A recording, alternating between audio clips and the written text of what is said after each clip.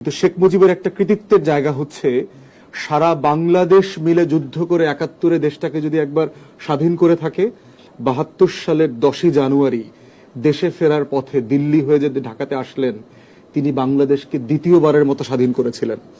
কারণ তিনি গান্ধীকে বলেছেন, মার্চের ভিতরে আপনার সোলজার বাংলাদেশ থেকে উঠায় নিয়ে যাবেন, এবং যে কারণে তাকে জীবন দিয়ে সেটা শোধ করতে হয়েছে ঋণ।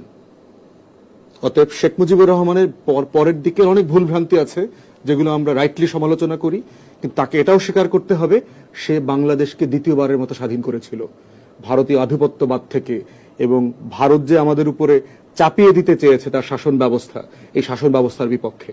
অতএব সেই জায়গাতে আমরা দেখেছি তাকে বোঝানোর জন্য কিন্তু গান্ধী আবার মার্চ মাসে ঢাকাতে এসেছিল, কিন্তু শেখ মুজিব রাজি হয়নি। আপনাকে সোলজার তুলে নিতে হবে এখান থেকে, এবং মার্চ এপ্রিলের মধ্যে ভারতের সব সোলজার বাংলাদেশ থেকে চলে যেতে বাধ্য হয়, যদিও তারা যাওয়ার পথে বিলিয়নস অফ ডলার লুটপাট করে নিয়ে গেছে।